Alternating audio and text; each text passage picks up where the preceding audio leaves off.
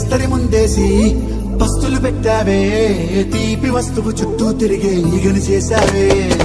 చీచి సిగ్గలేని మొగుడు గారండోయ్ గుయ్ గుయ్ గుయ్ గుయ్ అంటూ మీదికి రాకండో వై వై వై గంపెడి పిల్లలతో ఇంటిని నింపావే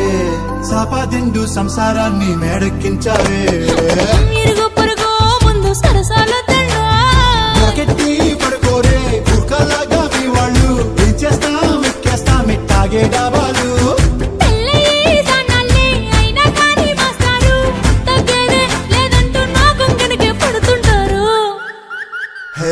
గోదారి గట్టు మీద రామసలకావే